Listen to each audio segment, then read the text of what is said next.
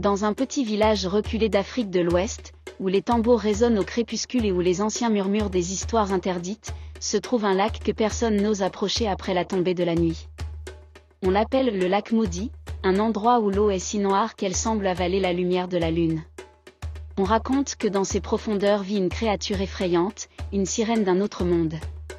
Contrairement aux belles sirènes des contes européens, celle-ci est une entité démoniaque, un esprit ancien affamé d'âmes humaines. Son chant est une malédiction. Quiconque l'entend ne revient jamais. Un soir, alors que la saison sèche battait son plein, un groupe de jeunes hommes du village se lança un défi. Leur leader, Kossi, un garçon arrogant et sceptique, riait des histoires des anciens. Ce ne sont que des légendes pour effrayer les enfants. Moi, Kossi, je vais prouver à tout le monde que ce lac n'a rien de maudit. Ses amis, moins téméraires, hésitaient. Mais l'idée d'être traité de lâche par tout le village leur était insupportable. Ils décidèrent donc d'aller au lac cette nuit-là, une torche à la main, défiant les avertissements des anciens. Le silence y était pesant. L'air était étrangement froid, et même les grenouilles et les criquets semblaient retenir leur souffle. Kossi éclata de rire. « Vous voyez ?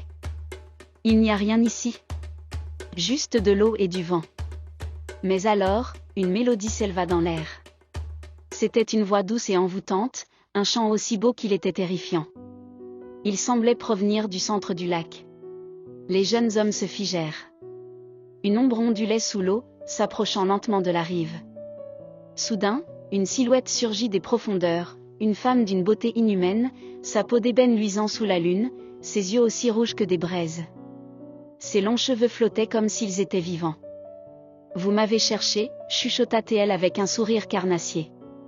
Kossi, d'abord amusé, sentit un frisson glacé lui parcourir l'échine. Ses jambes refusèrent de bouger. La sirène avançait vers eux, marchant sur l'eau comme si elle défiait les lois du monde. L'un des garçons hurla et s'enfuit, mais il n'eut même pas le temps d'atteindre les arbres. Une main invisible l'attrapa et l'attira violemment dans l'eau. Un cri étouffé, puis le silence. Les autres restèrent paralysés. Leurs yeux s'embuèrent, leurs corps devinrent lourds. La chanson de la sirène s'insinuait dans leur esprit. Ils voulaient la suivre. Kossi tenta de lutter, mais son corps n'était plus sous son contrôle. Ses pieds avançaient vers l'eau, malgré lui. La sirène tendit la main. « Viens, goûte à l'éternité. » Kossi hurla, mais son cri s'étouffa alors que l'eau glacée lui enserrait la gorge. Le cri de Kossi s'évanouit dans la nuit alors que l'eau glacée l'engloutissait. Ses amis, toujours paralysés par l'envoûtement, observaient, impuissants, son corps disparaître sous la surface. Mais Kossi n'était pas mort.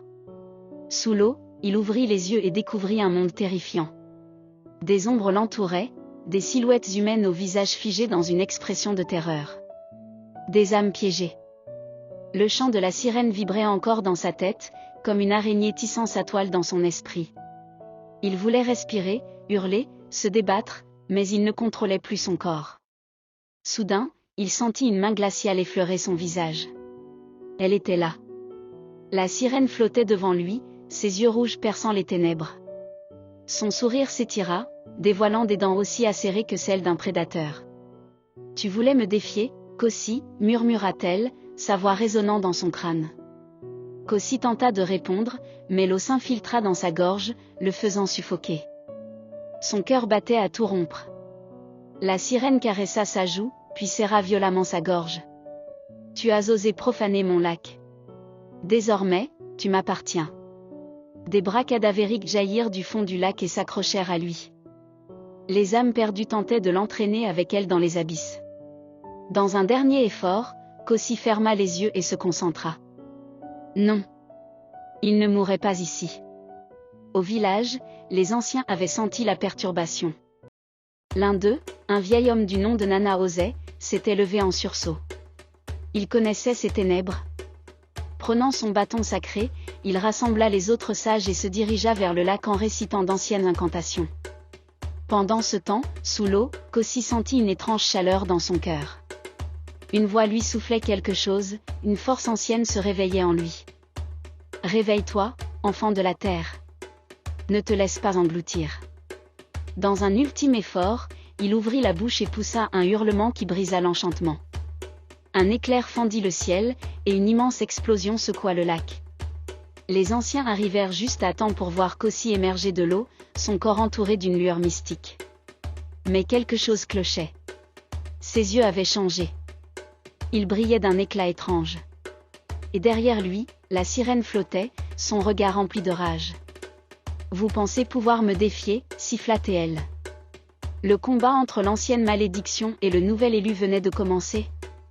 Le vent hurlait autour du lac tandis que Kosi, maintenant auréolé d'une étrange lueur, fixait la sirène. Son corps était trempé, mais il ne ressentait plus ni peur ni froid. Quelque chose en lui avait changé. Les anciens, postés sur la rive, frappèrent le sol avec leurs bâtons sacrés. Nana osait, le plus sage d'entre eux, leva la main et murmura une incantation dans une langue oubliée.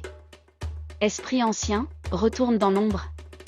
Cet enfant n'est plus à toi. » La sirène éclata de rire, un son glaçant qui fit frissonner même les esprits cachés dans la forêt. « Vous ne comprenez donc pas? Ce garçon m'appartient déjà. » Elle tendit sa main vers Kosi, sous les yeux horrifiés des villageois, son corps se crispa violemment. Ses veines devinrent noires, comme si un poison coulant dans son sang tentait de le consumer de l'intérieur. Kosi tomba à genoux, les yeux révulsés. Dans son esprit, il était ailleurs, dans un lieu où le temps n'existait pas. Il se trouvait au fond du lac, entouré de milliers d'âmes enchaînées, leurs visages figés dans une douleur éternelle. Et au centre de cet enfer aquatique, un trône d'ossements. Sur ce trône siégeait un être plus ancien que la sirène elle-même, un roi oublié, aux yeux blancs comme la lune. Il s'adressa à Kosi d'une voix grave et profonde. « Elle t'a marqué. Si tu ne brises pas son lien, tu deviendras son serviteur, comme nous tous. » Kosi sentit le poids du destin sur ses épaules. Il n'était plus un simple garçon du village. Il était le seul à pouvoir affronter la créature. De retour à la surface, la sirène s'approchait de lui, ses griffes prêtes à le saisir. Mais cette fois, Kosi n'avait plus peur. Il se releva, son regard enflammé par une force nouvelle. Un symbole inconnu brilla sur son front. « Tu m'as peut-être appelé ?